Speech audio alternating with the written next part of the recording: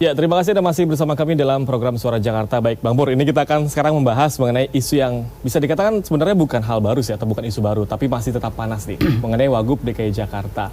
Nah, Bang Pur sendiri, pandangannya gimana Bang? Kok masih belum selesai nih Bang?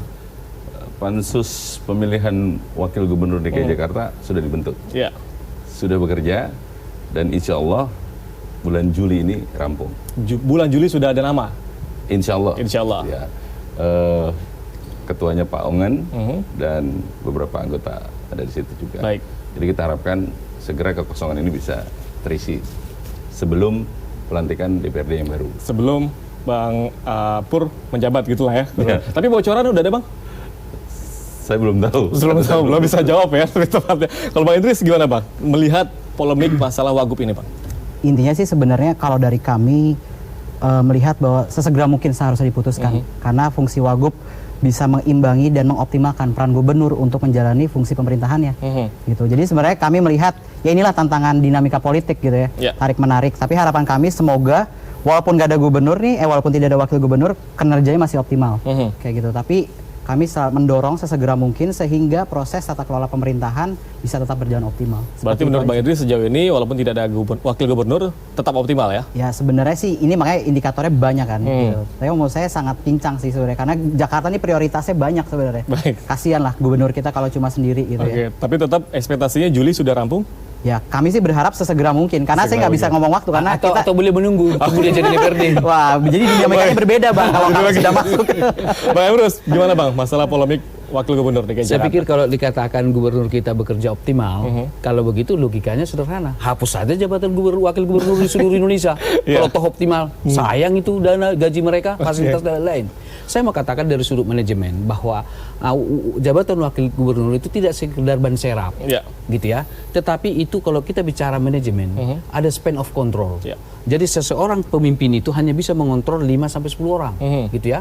Bukankah DKI Jakarta kepala dinasnya berapa? Baru jabatan setingkat kepala dinas juga banyak. Ada batasan maksimal lah ya. Artinya termasuk usaha milik daerah, gitu kan di bawah gubernur oleh BUMD. Oleh karena itulah maka jabatan gubernur itu, wakil gubernur itu suatu hal yang strategis dari sudut manajemen, gitu ya. Tidak boleh itu diabaikan. Jadi tidak boleh argumentasi wah berjalan dengan baik, gitu ya. Saya termasuk yang mengkritik itu. Saya kira hapus saja itu jabatan wakil gubernur seluruh Indonesia saja, bemper saja. Kalau bemper saja ada gubernur dan wakil gubernur, wakil gubernur tidak bekerja, nanti kalau ada sesuatu gubernur baru dia bekerja. Suruh aja duduk dia gitu kan. Begitu kan tanpa gaji gitu ya. Saya kira sangat tidak efek. Menurut saya kalau dikatakan juga berjalan optimal tidak juga.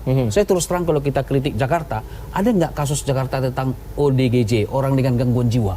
Ada Bang. Itu masalah. Coba cek di RT di situ semua. Ada orang yang stres di sana. Sudahkah terurus itu dengan baik? Misalnya gitu. Baru kemudian angka kemiskinan yang orang katakanlah tingkat kesejahteraan atau gizi sudahkah merata semua? Bukankah itu karena memang sinergisitas atau katakan ketiadaan wakil gubernur? Adanya ketimpangan tadi. Nah, oleh karena itu saya kira lebih cepat itu diputuskan lebih baik. Hanya saja menurut saya, kenapa? Ini kan kalau dikatakan berlarut-larut, saya tidak katakan lagi berlarut-larut, sangat berlarut-larut.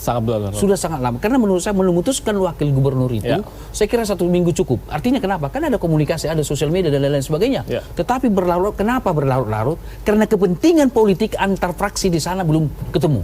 Saya terus terang, saya membaca ada di situ politik mengulur waktu. Pertanyaan saya, kalau sudah nanti presiden dilantik, masih belum terpilih wakil gubernur kita, saya kira dinamika itu bisa lain lagi.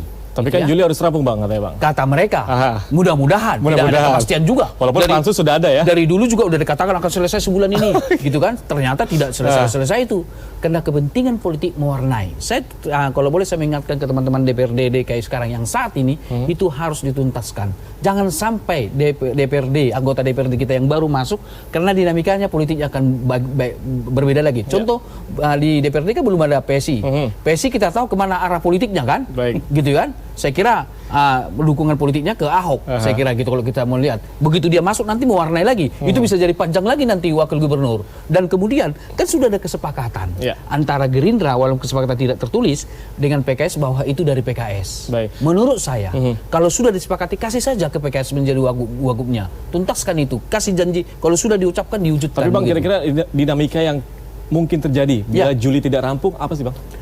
Saya kira boleh jadi peluang-peluang nanti jadi gubernur itu menjadi suatu kompetisi yang sangat luar biasa. Yang saya khawatirkan, ketika nanti itu setelah masuk mereka ini, dinamika di sana nanti tidak terputuskan lagi, maka boleh jadi koalisi tingkat nasional pun bisa berubah, gitu ya. Artinya bahwa bisa saja PKS menilai PHP, pemberian harapan palsu, kan begitu. Nah, nanti di oposisi nanti, di pemerintah pusat bisa saja hanya Gerindra nanti, PKS meninggalkan, hati-hati. Jadi saya terus terang, saya berkali-kali saya mengatakan ketika wakil gubernur kita belum diputuskan terakhir-terakhir ini, saya mengatakan bahwa mesin politik PKS bisa saja tidak bekerja maksimal ketika Pilpres kemarin. Baik. Dia harusnya lebih cepat diputuskan, kalau sudah dijanjikan ke PKS, kasih ke PKS. Itu salah satu dinamika yang mungkin terjadi, kurang lebih begitu ya. Baik, Bang Idris, ini terkait dengan aspirasi masyarakat sendiri. Ini kan Bang Idris nanti di bulan Agustus berarti ya akan dilantik kemungkinan ya. Nah, ini program apa Bang yang memang memungkinkan masyarakat ataupun aspirasi itu bisa tetap tersalurkan? Jadi kalau program utama saya prinsip pertama dan kedua maaf, ini berarti Bang Pur dan juga Bang Idris Komisi E ya? Rencananya. Ini kan belum ada keputusan. Rencananya ya, oke. Jadi prioritas utama saya adalah pertama, nomor telepon saya bisa dihubungin. Jadi ada media yang masyarakat bisa menghubungi saya. Itu prinsip utama. Gitu. Kedua adalah program-program yang bersentuhan dengan masyarakat langsung. Saya pastikan itu harus segera dan dipastikan tepat waktu. Contohnya apa? KJP, Jakarta Lansia, Jaminan Kesehatan Nasional. Jika ada kendala, hal-hal seperti itu harus cepat responnya. Nah, jadi menurut saya prioritas pertama saya adalah memastikan program-program yang berkaitan dengan masyarakat langsung seperti yang saya sebutkan sebelumnya, itu harus mempunyai respon yang cepat dalam penanganannya dan tentunya harus berjalan sesuai waktunya. Gitu. Dan nomor telepon tadi bisa di-share berarti ya, kalau lebih begitu ya.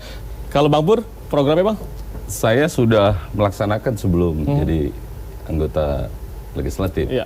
Rumah aspirasi saya sendiri dibuka Senin sampai Sabtu, jam 8 sampai jam 8 malam. Baik. Di situ ada orang yang saya siapkan untuk standby menampung aspirasi masyarakat, semua keluhan.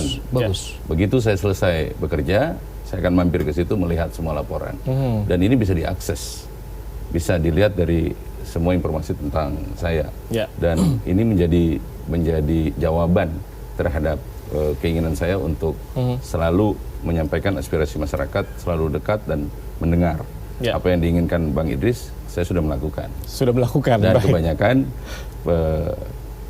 anggota Partai Gerindra yang baru juga melakukan hal yang sama. Baik. Seperti itu. Justru pertanyaan kita adalah apakah itu berlangsung terus sampai nanti ketika sudah dulu satu periode, Pak. Nah, kan jangan-jangan karena masih kampanye itu dilakukan setelah itu stop gitu. Rumah itu bukan disewa, gitu milik sendiri. Jadi 5 tahun ke depan tetap abang boleh mampir, abang boleh mampir dan bisa lihat. Sampai 5 tahun ke depan masih ada berarti ya.